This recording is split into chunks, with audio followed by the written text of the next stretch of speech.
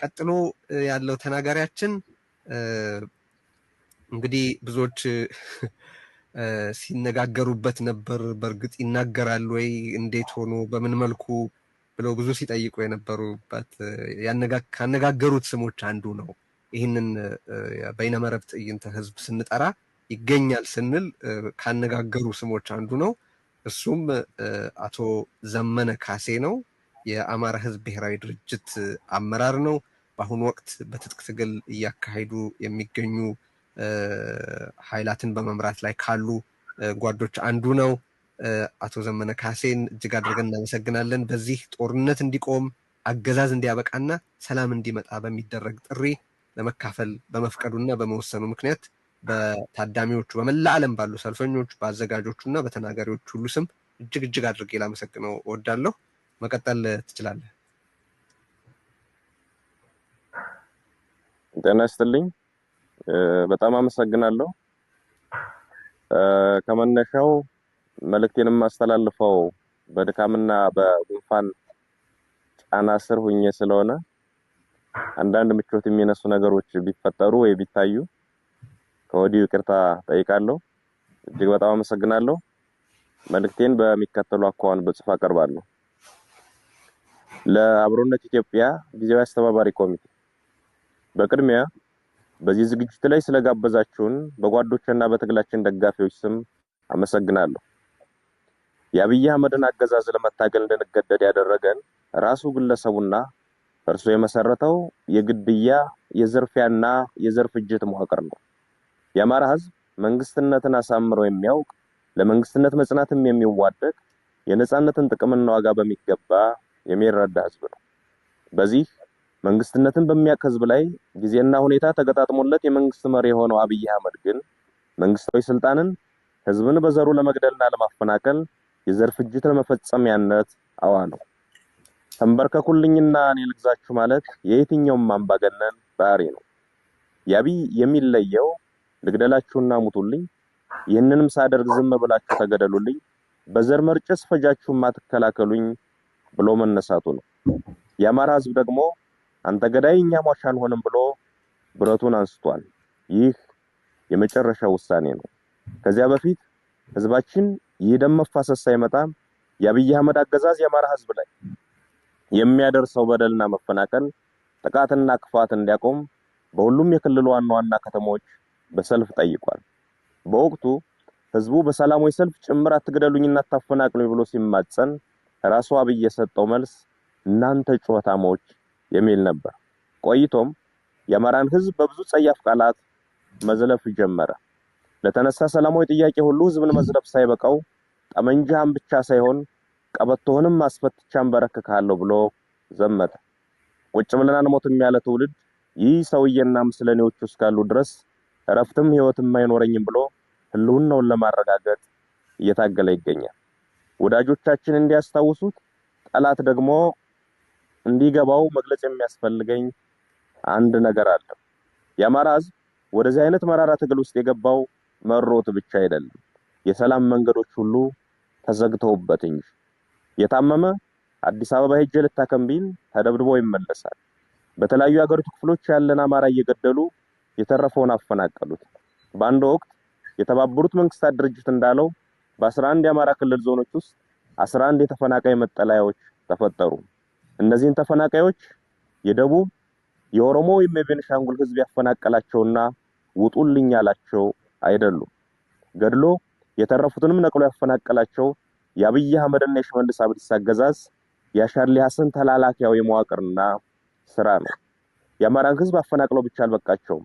በቀይም መጠን እንገላለን፣ አትግደሉኝ፣ አታፈናቅሉኝ ብሎ በየከተማው በየአደባባዩ ተሰለፈ።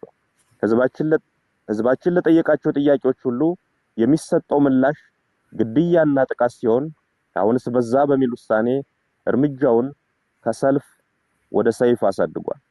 ይህንን ሰይፍ ወደ አፎቶ የምንመልሰው አብይ አህመድና ግብረ አበሮቹ የአማራ ህዝብ የሚገድሉበት ክንድ ሲሰባበር ነው ብሎም ወሰነ። የአማራ ህዝብ አንገት ደፍቶ እንዲኖር የሚፈልግ ኃይል ሁሉ መጀመሪያ እርሱ ራሱ ይደፋል ወይም ይደፋል ብሎ አፈሙዙን ወደ ጥላቶቹ አዙሯል። እናም ሰላም ይምጣ የሚለውን አጀንዳ የአማራ ህዝብ ገና ከማለዳው ሲጠይቀው የነበረና ጥቅሜና ፍላጎቴም የሚከበረው በዚህ መንገድ ብቻ ነው ብሎ የሚያምን እንጂ ፈልጎት ወደ ውጊያ የገባ አይደለም። ተገዶ የገባበትን የትግል እያካሄደ ያለው ሰላምን ለማጽናትና ለማምጣት በሚወዳት ሀገር ውስጥ በሰላምና ከሚወዳቸው ኢትዮጵያውያን ወገኖቹ ጋር እንደ ልማዱ በትብብርና በህብረት ለመኖር ነው። ሰላም ስትራቴጂካዊ ግባችን ነው። የትግላችን ግብም ህልውናችን በዘላቂነት ማረጋገጥና ሰላምን ማምጣት ነው። ሰላም ይምጣ፣ ጦርነት ይብቃ ማለት የጦርነት ጠማቂዎች ገለል ይበሉ፣ የጦር ወንጀለኞች ለፍርድ ይቅረቡ ማለትም ነው። የአማራ ህዝብም ሆነ የመላ ኢትዮጵያውያን ጠላትና በፈረቃም በጅምላም እየገደለ ሰላም የነሳን ሐኪሙም ወዛደሩም ነጋዴውም አርሶ አደሩም ሰርተው እንዳይኖሩ ያደረገው የአብይ አህመድ ገዳይ መንፈስ ነው። ይህ ገዳይ መንፈስ ሰላምን አይፈቅድም። መንግስትነትና መንግስታዊ ስልጣን እጅግ ጥንቃቄ የሚፈልግና ብቃትንም ግድ የሚል ቢሆንም የአብይ ገዳይ መንፈስ ግን መንግስትነቱን ለማሳየት የሚጥረው የመግደል አቅሙን በማስፋትና በማብዛት ነው። መንግስትነት የማህበረሰብን ችግር ለመፍታት ምን ሰራው፣ ምንስ መስራት ይኖርብኛል የሚል መሰረታዊ ጽንሰ ሐሳብን ማዕከል ያደረገ ቢሆንም የአብይ አህመድ ገዳይ መንፈስ ግን ሲያሰላ የሚውለው ስንት እናት ገደሉ፣ ስንት ህፃን አረዱ፣ ስንት ሴት ስደፈሩ እያለ ነው። የአገር ልማት አቁሜ በ10 ቢሊዮን ዶላር እዋጋለሁ፣ ሺህ ዓመት እዋጋለሁ ሲል ያልሰማው ኢትዮጵያዊ የለም። ይህ ገዳይ መንፈስ አሁን ወይም የአማራ ህዝብ አስገዳጅ ሁኔታ ውስጥ ገብቶ ትጥቅ ትግል ማድረግ ከጀመረ ጊዜ አንስቶ የመጣ አይደለም። ገና ስልጣን ከያዘበት ሰሞን ጀምሮ ሲናገረው የነበረ ሆኖም በብዙ ተስፈኛ እምነቶች ምክንያት የተሸፈነለት የሚያንቀሸቅሽ ደም የማፍሰስ ግብና ግብር የነበረው ሰው ነው። አብይ አቅም የሌለው አገር መምራት የማይችል ድውይ ሰው መሆኑን ማንኛውም ተራ ኢትዮጵያዊ የተስማማበት ወቅት ላይ እንገኛለን። የአብይ አቅም ህፃን መግደልና ሴትን መድፈር ነው። የአብይ አቅም ቤተመንግስት ቁጭ ብሎ ከ500 እና 800 ኪሎ ሜትር ላይ ሰው አልባ ድሮን በመተኮስ አራስ መግደል፣ መምህርና ተማሪ መጨፍጨፍ ነው። የአብይ አቅም የድሃ ልጅ እያስገደዱ ወደ ጦር ሜዳ እየላኩ መማገር ነው። አብይ 1 ግራም ፖለቲካዊ ዕውቀትና እንጥፍጣፊ ወታደራዊ ችሎታ የሌለው ሰው መሆኑን ለማወቅ ባለፉት ዓመታት ያካሄዳቸውን ጦርነቶች ኦዲት ማድረግ በቂ ነው። አንድም ጦርነት ያላሸነፈ ብቻ ሳይሆን ደግሞም ማሸነፍ የማይችል አቅመቢስና አገር ጠል ሰው ነው። የአብይ አቅምና ችሎታ ኢትዮጵያን እየዘረፈ በውጭ ሀገር ፎቅ መደርደር ነው። የአብይ አቅም በቴሌቪዥን እየቀረቡ ድርድር ውሸት ማውራት ነው። አብይ ችሎታ የለውም ማለት ግን ጭካኔ የለውም ማለት አይደለም።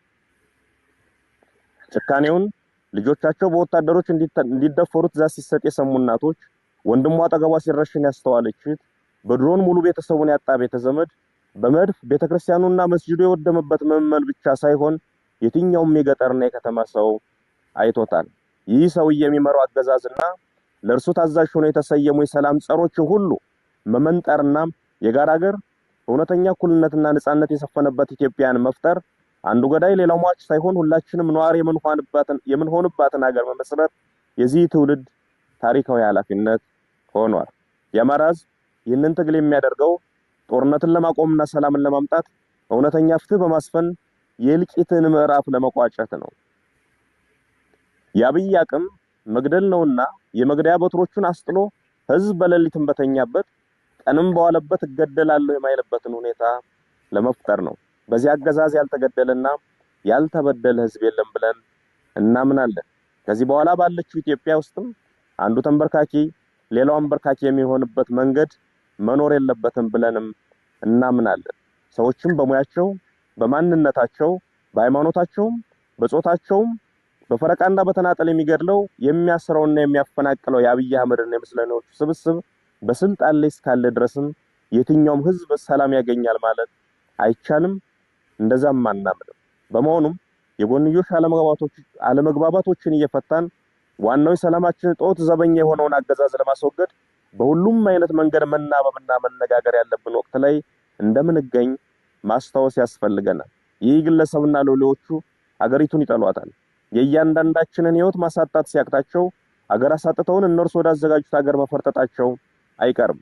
ያ ከመሆኑ በፊት የአንዳችን ቁስል ለሌላችን ህመም ሆኖ አንዳችን ለሌላችን ደራሽ ሆነን ተባብረን ይህን አገዛዝ ለማስወገድ መናበብና የጋራ ግንባር ለመፍጠር መሽኮርመም የለብንም። የኢትዮጵያን ፖለቲካ ኃይሎች ገድዬ አሰሬና ከፋፍዬ ጨርሻለሁ የሚለውን የአብይ አህመድን እብሪት በመተባበርና በመነጋገር አንድ ሀገርና አንድ የጋራ ጠላት አለን በሚል መንፈስ በመረባረብ ማሳየት መታገል ይኖርብናል። አብሮነታችን መጀመር ያለበትም ከዚህ ነው። የጋራ ሀገር የጋራ ጠላት አለን፣ በጋራ መታገልም ይገባናል ብለን ማመን። ይህንን ስናደርግ ሰላምንም እናመጣለን፣ ጦርነትም ያበቃል። አዲስ ትውልድ፣ አዲስ አስተሳሰብ፣ አዲስ ተስፋ፣ ክፋት ለማንም በጎነት ለሁሉም። አመሰግናለሁ። በጣም እናመሰግናለን አቶ ዘመነ ካሴ፣ እጅግ አድርገን እናመሰግናለን። መልእክቱን እንግዲህ አሻግሯል። በአሁኑ ወቅት ይህንን ስርጭት ከ30 በላይ መገናኛ ብዙሃን በቀጥታ እያሰራጩት ነው። ይሄ በእውነት በጣም ትልቅ ድል ነው እና ይሄ የሚያስረዳን ብዙ ነገር አለ። እየጠቀስኩ ያለሁት ነገር ቅድም ነበረ። በበርካታ የሀገሪቱ አካባቢዎች መልእክት እየደረሰን ነው። ዩቱብ ብሎክ ተደርጓል። በብዙ አካባቢዎች ዩቱብ ብሎክ ተደርጓል። በበርካታ አካባቢዎች ደግሞ ኢንተርኔት እና ማለት ዋይፋይም ዴታም እንዲቋረጥ ተደርጓል። አገዛዙ በእርግጥም ሳይጀምር ተሸንፏል ማለት የሚቻል ይመስለኛል። ጦርነት እንዲቆም፣ ሰላም እንዲመጣ፣ አገዛዝነት እንዲያበቃ የሚጠይቅን ፍጹም ሰላማዊ የበይነመረብ አደባባይን ተቃውሞ እንኳን መታገስ የማይችል ቆዳው የተገለበጠ አገዛዝ ነው እና ይሄ የሚያስረዳን ብዙ ነገር አለ። ስለዚህ ቪፒኤን እየተጠቀማችሁ እዩት። መልእክቱ ደግሞ በስፋት እንዲዳረስ ከዚህ ቀደም የጠየቅነው ጥያቄ ነበረ። መልእክቶቹ ሲቀርቡ ከቀረቡና ከተላለፉ በኋላ በተለያዩ ቋንቋዎች ለመላ ኢትዮጵያ እንዲደርስ ድጋፍ ብታደርጉልን እንወዳለን እና እሱንም በዚሁ አጋጣሚ ማሳሰብ እወዳለሁ። እዚህ መልእክት እያስተላለፉ ያሉት ቀደም ሲል የተላለፈው የዘመነ ካሴን መልእክት ጨምሮ ከዛው ከሀገር ቤት እየተላለፉ ያሉት ቁጥራቸው ቀላል አይደለም። ይሄም ትልቅ ካሬጅ፣ ትልቅ ጀግንነት የሚጠይቅ ነገር መሆኑንም መግለጽ እወዳለሁ። በተለያየ መገናኛ ብዙሃን ይህንን ታላቅ የበይነመረብ ትዕይንተ ህዝብ እየተከታተላችሁ ያላችሁ